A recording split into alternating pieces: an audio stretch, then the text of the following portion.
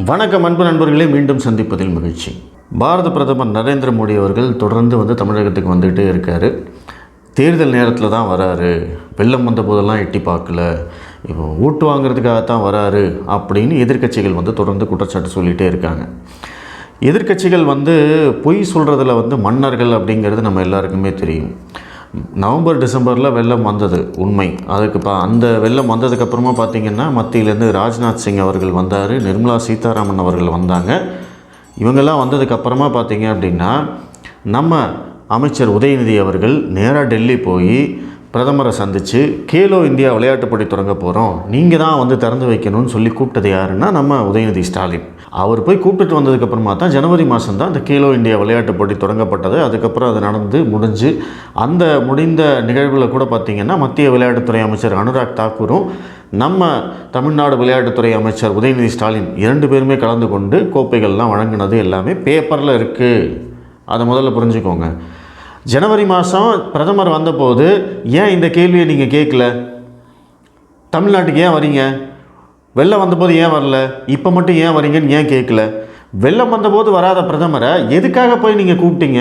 யார் உங்களை கூப்பிட சொன்னா? அப்போ உங்களுக்கெல்லாம் தெரியலையா பிரதமர் வெள்ளம் வந்தபோது வரல அப்படிங்கிறது? என்ன ஒரு கேவலமான ஆட்டிடியூடு உங்களுக்கு, என்ன ஒரு கேவலமான மனநிலை. பிரச்சாரத்துக்காக என்ன வேணால் சொல்லலாம், எப்படி வேணால் போய் சொல்லலாம் அப்படிங்கிறது தான் அரசியலா? அதுக்கு ஒரு வரைமுறை வேண்டாமா? இதில் நம்ம தமிழக முதல்வர் வேறு. பிரதமர் ஒவ்வொரு தடவை வரும்போதும் பார்த்திங்க அப்படின்னா அந்த ட்விட்டரில் ஃபேஸ்புக்கிலலாம் ஒரு கேள்வி கேட்க ஆரம்பிச்சிருக்காரு. அது ஒரு ட்ரெண்டிங்காக போயிட்டுருக்குது. இப்போது எப்படியும் அவர் கேள்வி கேட்க போகிறதில்ல, யாராவது உட்கார்ந்து மண்டபத்தில் எழுதி தர்றது தான் சோஷியல் மீடியாவில் போஸ்ட்டாக வருது. போன தடவை வந்தபோது பார்த்திங்க அப்படின்னா ஒரு 3 கேள்வி கேட்டிருந்தார். அந்த வெள்ள நிவாரண நிதி தரல, தமிழகத்துக்கு என்று செய்யப்பட்ட சிறப்பு திட்டம் ஏதாவது ஒன்றாவது சொல்ல முடியுமா அப்படின்லாம் கேட்டார்.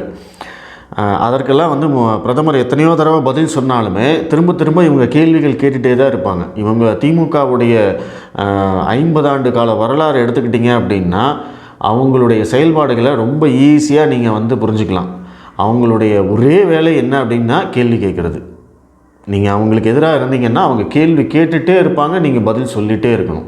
ஆனால் நம்ம திரும்பி ஒரு கேள்வி கேட்டோம்னு வச்சுக்கோங்களேன், எல்லாரும் ஓடி போயிடுவானுங்க, எவனுமே பதில் சொல்ல மாட்டானுங்க. அதுதான் உண்மை.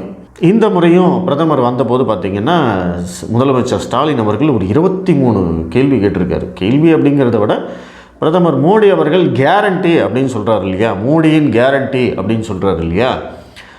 நீங்கள் கேரண்டி கொடுக்குறதெல்லாம் நாங்கள் ஒத்துக்க மாட்டோம், நான் சொல்கிறதுக்கு நீங்கள் கேரண்டி கொடுத்தீங்க அப்படின்னா அப்போ வேணால் நாங்கள் ஒத்துக்கிறோம் அப்படின்னு சொல்லியிருக்காரு திரு ஸ்டாலின் அவர்கள். நீங்கள் சொல்கிறதுக்கு கேரண்டி கொடுக்கறதுக்கு அவர் என்ன திமுகவில் இருக்காரா? அவர் பாஜக கட்சிக்காரருங்க, உங்களுக்கு நேர் எதிர் சித்தாந்தம் கொண்டவருங்க. அவங்களுக்குன்னு ஒரு கொள்கை இருக்குது, அந்த கொள்கையின்படி தான் அவங்க செயல்படுறாங்க. அவர் என்னமோ திமுக கட்சியில் சேர்ந்துட்ட மாதிரியும் ஸ்டாலின் தான் அவருக்கே தலைவர் அப்படிங்கிற மாதிரியும் நான் சொல்வதை நிறைவேற்றுவீர்களா, நான் சொல்வதற்கு கேரண்டி தருவீர்களா அப்படின்னு ஒரு 23 லிஸ்ட்டு போட்டிருக்காரு. சரி, அது என்னன்னு தான் பார்த்துருவோமே அப்படின்னு நானும் படித்தேன். அது முதல்ல பார்த்தீங்க அப்படின்னா ஜாதிவாரி கணக்கெடுப்பு நடத்தப்படும், இடஒதுக்கீட்டுக்கான உச்சவரம்பு நீக்கப்படும் இப்படிங்கிறது ஒரு முதல் கோரிக்கை. இதுக்கு பிரதமர் கேரண்டி தரணுமாமா. சரி, பிரதமர் கேரண்டி தர்றது இருக்கட்டும், ஜாதிவாரி கணக்கெடுப்பு தமிழகத்தில் நடத்துறதுக்கு உங்களுக்கு யார் தடையாக இருக்கா? இப்போது உங்களை யார் கையை பிடிச்சி இழுத்தாங்க? நீங்கள் நினச்சா இப்போ கூட நடத்தலாமே, இன்றைக்கி அறிவிப்பு கொடுக்கலாமே, ஜாதிவாரி கணக்கெடுப்பு மே மாதம் 1ஆம் தேதியிலேருந்து ஜாதிவாரி கணக்கெடுப்புங்க நாங்கள் நடத்த போகிறோங்க அப்படின்னு சொல்லிட்டு போகலாம்ல. பீகார் நடத்தினாங்களே, யார் அவங்கள தடுத்தாங்க? மத்திய அரசு தடுத்தாங்களா? நீங்கள் செய்ய வேண்டிய விஷயத்தை செய்யாமல், அதை செய்யறதுக்கு மனசு இல்லாமல் அந்த பழியை தூக்கி மத்திய அரசு மேலே போட்டுட்டு அதுக்கு பிரதமர் மோடி அவர்கள் கேரண்டி தரணுமாமா. என்னங்க சிறுபிள்ளைத்தனமான விளையாட்டு இதெல்லாம். இதில் வேறு முதல்வர் இந்தியாவே உற்று நோக்கும் முதல்வர்னு பெருமை பேசிக்கிறது. அடுத்தது பார்த்திங்கன்னா எஸ்சி எஸ்டி ஓபிசி இடஒதுக்கீடு முறையாக கடைபிடிக்கப்படும் அப்படின்னு மோடி அவர்கள் கேரண்டி கொடுக்கணுமாமா. ஏற்கனவே முறையாக கடைபிடிக்கலை அப்படிங்கிறத நீங்கள் முதல்ல நிரூபிக்கணும் இல்லை. எங்கே முறையாக கடைபிடிக்காமல் இருக்கிறாங்க? அப்படி முறையாக கடைபிடிக்கலைன்னா அது அரசியலமைப்பு சட்டத்துக்கு எதிரானது. அதற்காக நீங்கள் போய் நேராக சுப்ரீம் கோர்ட்டில் போய் வழக்கு போடலாம். அதற்கு மோடியெல்லாம் கேட்டுட்டு இருக்கணுங்கிற அவசியம் கிடையாது. சரி, நீங்கள் மோடியை கடைபிடிக்கணும்னு சொல்கிறீங்களே, தமிழ்நாட்டில் நீங்கள் கடைபிடிக்கிறீங்களா? உங்கள் அமைச்சரவையில் எஸ்சி எஸ்டிக்கு முறையான அதிகார பகிர்வு கொடுத்துருக்கீங்களா? நீங்கள் வெறும் 3 பேர் அந்த 3 பேருக்கும் வந்து புரோட்டோகால் படி பார்த்திங்கன்னா அவங்க 38வது 39வது இடத்துல கடைசி இடத்துல இருக்கிறாங்க. முக்கிய துறைகள் ஏதாவது கொடுத்துருக்கீங்களா நீங்கள்? வார்த்தைக்கு வார்த்தை சமூக நீதின்னு கூறு போட்டு வித்துட்ருக்கீங்கள்ல, 50 வருஷமாக அதை வச்சு தானே நீங்கள் வந்து பழைச்சிட்ருக்கீங்க. உங்கள் கட்சியிலையும் சமூக நீதி கிடையாது, உங்கள் ஆட்சியிலையும் சமூக நீதி கிடையாது, உங்கள் வீட்லேயும் சமூக நீதி கிடையாது. இதுதான் உண்மை. ஆனால் நீங்கள் வந்து மோடியை பார்த்து கேள்வி கேட்டுட்ருக்கீங்க. அதுக்கப்புறம்லாம் வந்து கொஞ்சம் பழைய கதைகள்லாம். தமிழகத்திற்கு நீட் நுழைவுத் தேர்வு விலக்கு கொடுக்க வேண்டும். அவருக்கு தான் விலக்கு கொடுக்க மாட்டேன்னு சொல்லிட்டார் இல்லைங்க. திரும்ப அதையே கேட்டுட்டு நீட் தேர்வு விலக்கு வேணும்னா நீங்கள் அணுக வேண்டிய இடம் சுப்ரீம் கோர்ட் மட்டும்தான், வேறு ஒன்றுமே கிடையாது. இதில் வந்து மத்திய அரசு நினச்சாலும் ஒன்றும் பண்ண முடியாது. இதை வச்சு வந்து கேவலமாக அரசியல் பண்ணுறதை முதல்ல நிறுத்தி தொலைங்க. அரசியல் பண்ணுறதுக்கு உங்களுக்கு வேறு ஒன்றுமே கிடைக்கலையே. பசங்க படிக்கிற விஷயத்தில் தான் இப்படி அரசியல் பண்ணணுமா? ஏன் இப்படி பொய்யா சொல்லிட்டு தெரியுறீங்க? ஒருபோதும் ஹிந்தி மற்றும் சமஸ்கிருதம் திணிக்கப்படாது அப்படின்னு அவர் கேரண்டி கொடுக்கணுமாமா. 3 மொழி கொள்கை மத்திய அரசுடைய கொள்கை. அந்த 3வது மொழி எதை வேணாலும் படிக்கலாம், மாணவர்கள் விரும்பியதை படிக்கலாம் அப்படிங்கிறது தான் மத்திய அரசுடைய கொள்கை. ஹிந்தி தான் படிக்கணும், சமஸ்கிருதம் தான் படிக்கணும் அப்படின்னு சொன்னது யார் அப்படின்னா உங்கள் கூட்டணி கட்சியில் இருக்கிற காங்கிரஸ். அந்த காங்கிரஸ் கட்சியுடைய தேர்தல் அறிக்கையில் நாங்கள் இந்தியை திணிக்க மாட்டோம், சமஸ்கிருதத்தை திணிக்க மாட்டோம் அப்படின்னு எழுத சொல்லுங்கள் முதல்ல. அதுக்கப்புறமா வந்து நீங்கள் மோடிக்கிட்ட பேசுவீங்களாமா. மாநில பட்டியலுக்கு கல்வி மாற்றம், கல்வி கடன்கள் ரத்து, இந்த ஒரு கோரிக்கை இருக்குது இல்லைங்களா? இந்த கோரிக்கைக்கு பதிலாக திமுக கிட்ட வந்து ஒரே ஒரு கேள்வி தான் நான் கேட்கணும்னு நினைக்கிறேன். கல்வி ஏற்கனவே மாநில பட்டியலில் தான் இருந்தது. அதை பொதுப்பட்டியலில் எப்போ மாற்றினாங்க? இந்திரா காந்தி காலத்தில், எமர்ஜென்சி காலத்தில் அதை மாற்றினாங்க. அதுக்கப்புறமா திமுக மத்திய அரசு கூட்டணியில் 25 வருடங்கள் பதிவு வைத்தது. 1 இல்லை 2 இல்லை, 25 வருஷம், 25 இயர்ஸ். இந்த 25 வருஷத்தில் நீங்கள் தமிழகத்துக்குன்னு கொண்டு வந்த திட்டங்கள் என்ன? தமிழகத்துடைய தீர்த்த பிரச்சனைகள் என்ன? அப்போல்லாம் ஏன் வந்து இந்த கல்வியை வந்து மாநில பட்டியலுக்கு நீங்கள் கொண்டு வரல? அப்போல்லாம் ஏன் வந்து தமிழை வந்து அலுவல் மொழியாக ஆக்கலை? அப்போல்லாம் ஏன் தமிழை வந்து வழக்காடு மொழியாக மாற்றவில்லை? இப்போ நீங்கள் கோரிக்கை வச்சுருக்கீங்க இல்லையா, நீதிமன்றத்தில் வந்து தமிழை வழக்காடு மொழியாக மாற்ற வேண்டும், ஏன் மாற்றலை? ஏன்னா நீங்கள் எல்லாம் மக்களை ஏமாற்றிட்டு இருந்தீங்க. அதனால தான் உங்களை இதெல்லாம் மாற்றவே முடியல. நீங்கள் மத்தியில் ஆட்சியில் இருக்கிற போதும் அதிகாரத்தில் இருக்கிற போதும் எந்த துறை இருந்தால் நம்மளால் நல்லா சம்பாதிக்க முடியும், எந்த துறை நம்மளுக்கு வேணும், மருமகனுக்கு எந்த துறை கொடுக்கலாம், மகனுக்கு எந்த துறை கொடுக்கலாம், பேரனுக்கு எந்த துறை கொடுக்கலாம், அதை வச்சு நம்ம எப்படி சம்பாதிக்கலாம், இதை தவிர வேறு ஏதாவது நீங்கள் தமிழ்நாட்டுக்கு பற்றி யோசிச்சிருக்கீங்களா? அப்படியெல்லாம் எதையுமே யோசிக்காத நீங்கள் இன்றைக்கி வந்து மோடியை பார்த்து கேள்வி கேட்குறீங்க அப்படின்னா இதை விட காலக்கொடுமை வேறு எதுவுமே கிடையாது. நீங்கள் முதல்ல இந்த கேள்விக்கு பதில் சொல்லுங்கள். 25 வருஷமாக நீங்கள் மத்தியில் கூட்டணியில் ஆட்சியில் இருந்தீங்க, பாஜகவோடவும் இருந்திருக்கீங்க, அதிகபட்சமாக காங்கிரஸோடவும் இருந்திருக்கீங்க. இந்த காலகட்டத்தில் தமிழகத்துக்கு நீங்கள் கொண்டு வந்த திட்டங்கள் என்ன, தமிழகத்தில் இருந்த மிக முக்கியமான பிரச்சனைகள் நீங்கள் தீர்த்து வச்சதெல்லாம் என்ன, இப்படிங்கிறதுக்கெல்லாம் நீங்கள் பதில் சொல்லுங்கள், வெள்ளை அறிக்கை கொடுங்க. அதுக்கப்புறமா வந்து நீங்கள் கேட்குற கேள்விக்கு அவர் பதில் சொல்ல வைக்கலாம். சரியா? அதுக்கப்புறம் ஆண்டுக்கு 2 கோடி இளைஞர்களுக்கு வேலை அவங்க கொடுத்துட்டு தாங்க இருக்கிறாங்க. ரோஸ்கார் யோஜனா அப்படிங்கிற ஒரு திட்டமே இருக்குது. அதை எடுத்து போய் பாருங்கள். சும்மா வந்து ஒரே பொய்யை திரும்ப சொன்னால் அது உண்மை ஆகிடாது. வேளாண் விளைபொருட்களுக்கு நியாயமான குறைந்தபட்ச ஆதரவு விலை நிர்ணயம். சரி, மத்திய அரசு இதை செய்யலை, இதை நீங்கள் செய்கிறதுக்கு உங்களுக்கு என்ன பிரச்சனை? அதை சொல்லுங்கள். சுவாமிநாதன் கமிட்டி அறிக்கையை வந்து அவர் அமல்படுத்தணும்னு நீங்கள் எல்லாம் சொல்கிறீங்கல்ல, தமிழ்நாட்டில் நான் பண்ண போகிறேங்க பார்த்துக்கோங்க அப்படின்னு சொல்லி நீங்கள் பண்ணி காட்ட வேண்டியதானே? யார் உங்கள் கையை பிடிச்சி தடுத்தா? இவர் பண்ண மாட்டாராமா, ஆனால் மோடி பண்ணணுமாமா. தாறுமாறாக உயர்த்தப்பட்ட பெட்ரோல், டீசல், கேஸ் சிலிண்டர் விலையை குறைப்பேன், செஸ் சர்சார்ஜ் என்ற வரிக்கொள்ளை அறவே நீக்கம். இதெல்லாம் வந்து பெட்ரோல் டீசல் வரி வந்து பார்த்திங்கன்னா மத்திய அரசு மட்டும் வாங்கலைங்க, மாநில அரசும் வாங்கிட்டு இருக்கு. பெட்ரோல் டீசலோட அடிப்படை விலை ப்ளஸ் மத்திய அரசுடைய வரி, இது ரெண்டும் சேர்த்தா பெட்ரோலுடைய விலை வெறும் 75 ரூபா தான் வரும். மீதி 25 ரூபா யார் தெரியுமா? தமிழக அரசோட வரி. நான் வந்து ஒரு குத்து மதிப்பாக நான் சொல்கிறேன். இதுதான் வந்து கணக்கீடு. ஆனால் தமிழ்நாடு மற்ற மாநிலங்கள்லாம் என்ன பண்ணுறாங்க அப்படின்னா, இன்னமும் மாநில அரசு வரியே வாங்காத மாதிரியும் மொத்த வரியையும் வந்து மத்திய அரசே வாங்கிக்கிற மாதிரியும் இவங்களுக்கு மட்டும்தான் மக்கள் மேலே அக்கறை இருக்கிற மாதிரியும் என்ன ஒரு பித்தலாட்டம் இதெல்லாம். நீங்கள் வரி வாங்குறீங்கல்ல, இனிமேல் வந்து நாங்கள் வரியே வாங்க போகிறது இல்லைங்க, பெட்ரோல் டீசலுக்கு நாங்கள் வரி வாங்க போகிறதில்ல, பாருங்கள் நாங்கள் 25 ரூபா குறைச்சிட்டோம். இப்போ தமிழ்நாடு நினச்சா கூட பெட்ரோல் விலையை 75 ரூபாய்க்கு கொண்டு வரலாம். ஆனால் உண்மை என்ன தெரியுங்களா?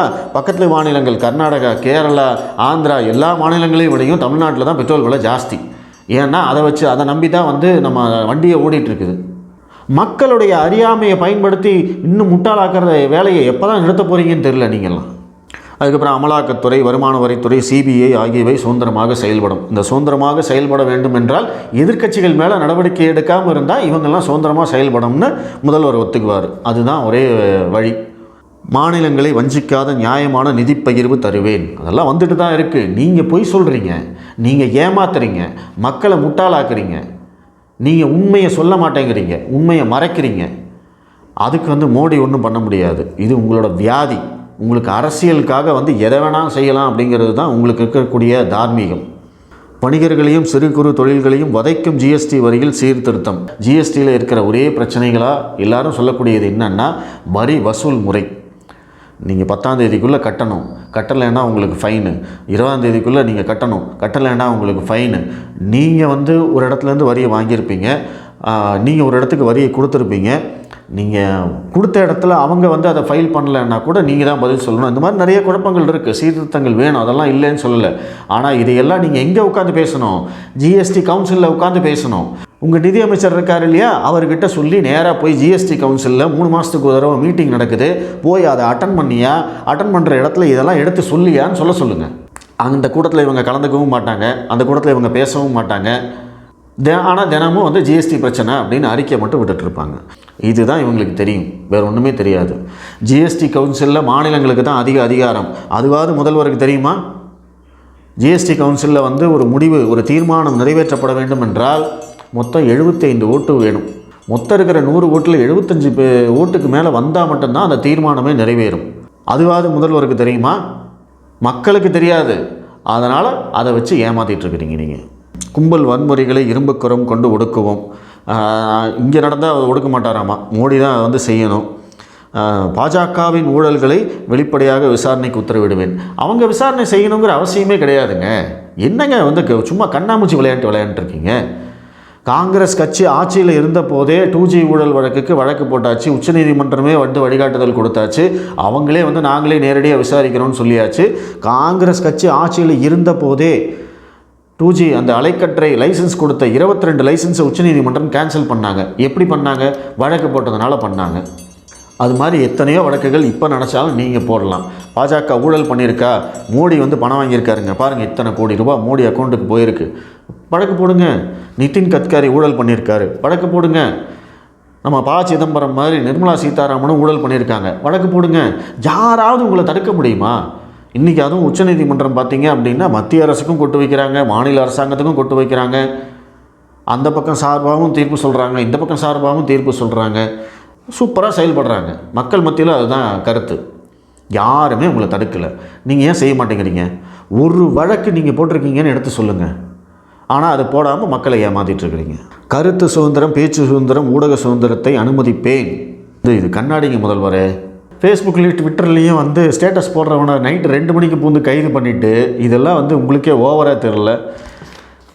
சீனா ஆக்கிரமித்துள்ள பகுதிகளை மீட்பேன். அது நீங்கள் காங்கிரஸ் ஆட்சி காலத்திலே விட்டு கொடுத்த பகுதிகளை மோடி ஆட்சி காலத்திலலாம் மீட்க முடியாது. அதை சீனா ஆக்கிரமிப்பு பகுதிகளை மீட்பேன்னு மோடி கேரண்டி கொடுக்கணும்னு சொல்கிறீங்க இல்லையா? அதே மாதிரி பாகிஸ்தான் ஆக்கிரமிப்பு காஷ்மீர்னு ஒரு பகுதி இந்தியாவில் இருக்குது. அதையும் நீங்கள் மீட்டு கொடுங்கன்னு ஏன் மோடிக்கிட்ட கேட்கக்கூடாது? நீங்கள் நல்ல ஐடியாவாக இருக்குல்ல. தமிழக மீனவர்களின் படகுகளை மீட்பேன், தாக்குதலை நிறுத்துவேன். தாக்குதல் இப்போ நடக்கிறதே இல்லை. மறுபடியும் போய் சொல்லாதீங்க. எங்கே தாக்குதல் நடக்குது? தமிழக மீனவர்கள் எல்லை தாண்டினா கைது செய்யப்படுறாங்க. ஆமாம், கண்டிப்பாக கைது செய்யப்படுவார்கள். அதே மாதிரி இலங்கை தமிழ் மீனவர்கள் எல்லை தாண்டி இந்திய எல்லைக்குள்ளே வந்தாங்கன்னா நம்மளும் இங்கே கைது பண்ணிட்டு தான் இருக்கோம். ஆனால் இப்போது தமிழக மீனவர்கள் அந்த பக்கம் போனாங்கன்னா அவங்களுடைய படகுகளை எல்லாம் பறிமுதல் செய்கிறாங்க. அதை பொது ஏலத்துக்கு விடணும்னு சொல்கிறாங்க. அவங்களுக்கு சிறை தண்டனை விதிக்கணும்னு சொல்கிறாங்க. அந்த மாதிரியான சட்டங்கள் இலங்கையில் நிறைவேற்றப்பட்டிருக்கு. அதற்கு காரணம் என்னன்னு கேட்டிங்கன்னா, அங்கே இருக்கக்கூடிய இலங்கை தமிழர்கள் அவங்களுக்கே பார்த்திங்கன்னா இங்கேருந்து இந்திய மீனவர்கள் அங்கே போய் மீன் பிடிக்கிறது அவங்களுக்கு பிடிக்கிறது இல்லை. தங்களுடைய வாழ்வாதாரம் பாதிக்கப்படும் அப்படின்னு அவங்க நினைக்கிறாங்க. இந்த காரணங்களால் தான் பார்த்திங்க அப்படின்னா இந்த பிரச்சனை தொடர்ந்து கொண்டே இருக்கிறது. தாக்குதலும் நடக்கலை, அங்கே படகுகள் பறிமுதல் செய்யப்பட்டாலும் அதை மீட்டு கொண்டு வருவதும் இந்திய அரசாங்கம் தான், மோடி தான். பொய் சொல்லாதீங்க. அக்னிபாத் திட்டத்தை ரத்து செய்வேன். பாஜக ஒரு திட்டம் கொண்டு வந்திருக்கு, அதனால் அதை நாங்கள் எதிர்ப்போம் அப்படிங்கிறத தவிர அக்னிபாத் திட்டத்தை எதிர்க்கிறதுக்கு வேறு எந்த காரணமும் கிடையாது. சரியா? உங்களுக்கு வந்து இந்த இளைஞர்கள் எல்லாருமே தேசப்பற்றோடு போயிடுவாங்களோ, தேசியத்தோடு வந்து இணைஞ்சிருவாங்களோ, அவங்க எல்லாருக்கும் தேசப்பற்று வந்துடுமோ அப்படிங்கிற பயம்தான் வந்து திமுகவுக்கு இருக்குது. மற்ற திமுக மாதிரியே வந்து இருக்கக்கூடிய அந்த இடதுசாரி கூட்டணி கட்சிகளுக்கு எல்லாத்துக்குமே இருக்குது. அந்த இடத்துல தான் வந்து பாஜக தெளிவாக வந்து பிளான் போட்டு அடிக்கிறாங்க. இந்திய இளைஞர்கள் ஒரு தேசப்பற்றோடு இருக்கணும். ஒரு 10 வருஷம் கழித்து, ஒரு வருஷத்துக்கு வந்து பார்த்திங்கன்னா ஒரு 2 லட்சம் பேர் இராணுவத்தில் பணிபுரிஞ்சு அவங்க வெளியில் வந்துட்டாங்க அப்படின்னா ஒரு ஆரோக்கியமான சமுதாயம் உருவாகிறதுக்கு இவங்கெல்லாம் துணையாக இருப்பாங்க அப்படிங்கிறது தான் இந்த திட்டத்துடைய நோக்கம். ஆனால் அது நடந்துருச்சு அப்படின்னா அப்புறம் நீங்கள் எப்படி அரசியல் பண்ண முடியும்? அப்புறம் உங்களுடைய பிரிவினைவாதம் எண்ணம்லாம் வந்து எப்படி இருக்கும், வளரும். அதனால் வந்து நீங்கள் எதிர்க்கிறீங்க அப்படிங்கிறத நான் புரிஞ்சுக்கிறேன், ஒன்றும் பிரச்சனை இல்லை. வெள்ள நிவாரணத்துக்கு தேசிய பேரிடர் நிதியிலிருந்து உடனடி ஒதுக்கீடு. தமிழக அரசு வந்து இது தொடர்பாக அறிக்கை கொடுத்துருக்கு. மேல்மட்ட குழு அது தொடர்பாக ஆய்வு செஞ்சிட்ருக்காங்க. அந்த ஆய்வு முடிஞ்சதுக்கப்புறமா நிதி ஒதுக்கப்படும் அப்படிங்கிறத நிர்மலா சீதாராமன் சொல்லிட்டாங்க. ஆனால் இதை வச்சு நீங்கள் வந்து அரசியல் பண்ணுவீங்கன்னா பண்ணிக்கோங்க, யாரும் வேண்டான்னு சொல்ல போகிறதில்ல, தாராளமாக பண்ணிக்கோங்க. சென்னை மெட்ரோ பணிகளுக்கு ஒப்புக்கொண்டபடி ஒன்றிய அரசின் நிதி விடுவிப்பு. இதெல்லாம் போய் இப்போ நிர்மலா சீதாராமன் கிட்ட உட்காந்து பேசுங்க. நிதியமைச்சர் என்ன பண்ணிகிட்ருக்காரு? எப்போ பாரு எதை பாரு வந்து பேப்பர் மூலமாக தான் நான் பேசுவேன், நீங்கள் வந்து இங்கேருந்து ட்விட்டரில் அறிக்கை விடுவீங்க, அவங்க நிதி கொடுக்கணும் அப்படின்னா எப்படி நடக்கும்? அப்படி தான் வந்து அரசியல் செய்வீங்களா நீங்கள்? அப்படி தான் ஆட்சி நடத்திட்டு இருக்கிறீங்களா? இந்த தமிழை இந்தியாவின் அலுவல் மொழியாக, திருக்குறளை தேசிய நூலாக, உயர்நீதிமன்றத்தில் தமிழை வழக்காடு மொழியாக்க சட்டம் இயற்றுவேன். அப்புறம் இதெல்லாம் வந்து 25 வருஷமாக ஏன் பண்ணலன்னு முதல்ல நீங்கள் சொல்லுங்கள். அதுக்கப்புறமா மோடிக்கிட்ட கேள்வி கேட்போம். குடியுரிமை திருத்த சட்டத்தை வாபஸ் வருவேன். அதெல்லாம் ஒன்றும் மாட்டவே மாட்டாங்க, சரியா? குடியுரிமை திருத்த சட்டத்துக்கும் இங்கே இருக்கிற இந்திய இஸ்லாமியர்களுக்கும் எந்த விதமான பிரச்சனையும் கிடையாது அப்படிங்கிறத எத்தனையோ தடவை சொல்லியாச்சு. உச்சநீதிமன்றமே இப்போ சொல்லிடுச்சு. இப்போவும் வந்து அதை வச்சு உருட்டிகிட்டு இருக்கிறீங்க. நீட்டு மாதிரி இது ஒரு எவர்கிரீன் பிரச்சனை இவங்களுக்கு. இதை வச்சு வந்து முஸ்லீம்களோட ஓட்டு வாங்கணும், அவ்வளோதான், வேறு ஒன்றும் கிடையாது. சிறுபான்மை மக்களை இரண்டாம் தர குடிமக்களாக நடத்த மாட்டேன், அப்படியெல்லாம் யாரும் நடத்தலை. சப்கா சாத், சப்கா விகாஸ், சப்கா விஸ்வாஸ் அப்படிங்கிறது தான் பிரதமர் மோடி சொல்லக்கூடியது. அனைவருக்கும் அனைத்தும். அதைத்தான் நீங்கள் வந்து காப்பி அடித்து நீங்கள் இன்க்ளூசிவ் அப்படின்னு நீங்கள் போட்டுட்ருக்கிறீங்க. பிரதமர் மோடி அவர்கள் எல்லாருக்கும் கொடுக்குற மாதிரி தான் திட்டங்களை கொண்டு வந்துட்டுருக்காரு. இஸ்லாமியர்களுக்கு மட்டும், கிறிஸ்துவத்துக்கு மட்டும், இந்துக்களுக்கு மட்டும் அப்படின்னு அவர் சொல்லவே இல்லை. அதை சொல்கிறது யார் அப்படின்னா இந்தி கூட்டணி, முக்கியமாக நீங்கள். இஸ்லாமியர்களுக்கு மட்டும் சிறப்பு சலுகை, கிறிஸ்துவர்களுக்கு மட்டும் சிறப்பு சலுகை அப்படின்னு சொல்லி அவங்ககிட்ட ஓட்டு வாங்கணும் அப்படிங்கிறது தான் உங்களுடைய நோக்கம். பிரதமர் மோடிக்கு அந்த மாதிரிலாம் எதுவுமே கிடையாது. ஸோ அதனால் நீங்கள் கொடுத்துருக்கிற அந்த 23 கோரிக்கைகளும் பார்த்தீங்க அப்படின்னா எல்லாமே வெத்து தான். இதில் பாதிக்கு மேலே கோரிக்கைகள் தமிழக முதல்வராக இருக்கக்கூடிய திரு ஸ்டாலின் நினச்சாலும் இங்கேயே தமிழ்நாட்டிலே பண்ணலாம். அதை யாரும் உங்களை தடுக்கலை. நீங்கள் நினச்சா பெட்ரோல் விலையை குறைக்கலாம், நீங்கள் நினச்சா வந்து பார்த்திங்க அப்படின்னா அந்த ஜாதிவாரி கணக்கெடுப்பை நடத்தலாம், நீங்கள் நினச்சா அந்த கருத்து சுதந்திரத்தை காப்பாற்றலாம், கிளி ஜோசியக்காரங்களாவது வந்து பாதுகாப்பாக இருப்பாங்க. இந்த மாதிரிலாம் இருக்கிறதுனால இந்த ஸ்டாலினுக்கு கண்டென்ட் எழுதி கொடுக்குறவங்களாம் ரொம்ப கேவலமாக எழுதி கொடுக்குறாங்க. இதெல்லாம் வந்து மக்கள் படித்தாங்கன்னு வச்சுக்கோங்களேன், ஒரு இம்பேக்டே இருக்காது. ஏன்ப்பா நீயே செய்யலாம் இல்லைப்பா அப்படின்னு வந்து ரோட்டில் போகிறவங்களே கேட்பாங்க. ஸோ அதனால் வந்து தயவுசெய்து அந்த கண்டென்ட் எழுதி கொடுக்குறவரை மாற்றிட்டு வேறு யாரையாவது நல்ல ஆளாக போடுங்க. நன்றி, வணக்கம்.